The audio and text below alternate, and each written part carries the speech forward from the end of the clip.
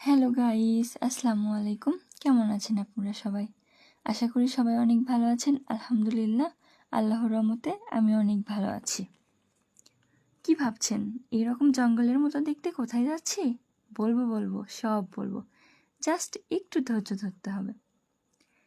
আর অপেক্ষা করাবো না, আপনাদের অবশেষে বলেই ফেলি। আজকে আপনাদের সাথে শেয়ার করব বগুড়ার সেই ভাইরাল পর্যটন এলাকা সারেকান্দি থানার কামালপুর ইউনিয়নের ইসামারা গ্রাম, যেটা মূলত গরিবের সেন্ট মার্টিন দ্বীপ হিসাবেও পরিচিত। কিছুদিন ধরেই ফেসবুকে পোস্ট দেখছিলাম ইসামারা গ্রামের সৌন্দর্য। তখনই ভাবছিলাম আমিও যাব, গিয়ে ঘুরে আসব। ওখানে যাওয়ার পর সত্যিই অন্যরকম অনুভূতি হচ্ছিল। চারদিকে এত সুন্দর মনোরম পরিবেশ, নদীর ঢেউ শব্দ, মৃদু বাতাস যেন শরীরে শীতলতা বয়ে আনছে। প্রাকৃতিক পরিবেশ যে কতটা সুন্দর এখানে না এলে কেউ বুঝতেই পারবে না। বিশেষ করে 2টা নারিকেল গাছ ও একটা মেহগনি গাছ যেন জায়গাটাকে আরও সুন্দর করে তুলেছে। আমি তো জাস্ট লাফাচ্ছিলাম, এইদিক ওইদিক ছুটছিলাম, এখানে যাচ্ছিলাম ওখানে যাচ্ছিলাম, ভাবছিলাম কি করব। একটু হাত দিয়ে পানি নাড়ছিলাম।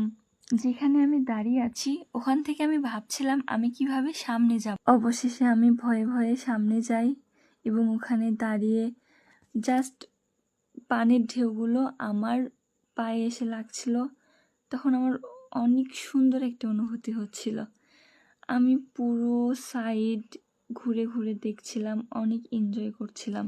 এখানকার মেইন যেই সৌন্দর্যটা ওইটা হচ্ছে ভাইরাল দোলনা। দোলনাতে ওঠার পর আমি তো হারিয়ে যাচ্ছিলাম নদীর মাঝে। বাতাসে চুলগুলো উড়ছিল, অনেক ভালো লাগছিল আমার। দোলনাতে ওঠার পর আমার অনুভূতিগুলো যেন নদীর সাথে মিশে যাচ্ছিল, আর বাতাসের ছোঁয়া যেন শরীর ও মনকে প্রশান্ত করে তুলছিল।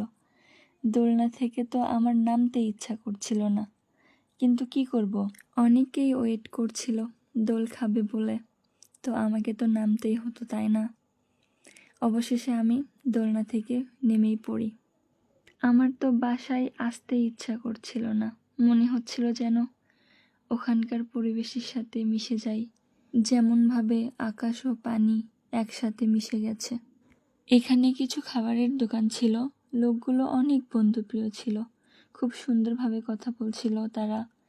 গ্রামের মানুষ আসলে অনেক সহজ সরল হয়। ঘোরাঘুরি শেষ করে আমি যখন বাসায় ফিরছিলাম তখন আমার অনেক খারাপ লাগছিল, মনটা খারাপ হয়ে গিয়েছিল যে কত সুন্দর দৃশ্য, কত সুন্দর পরিবেশ রেখে আমি বাসায় চলে আসছি।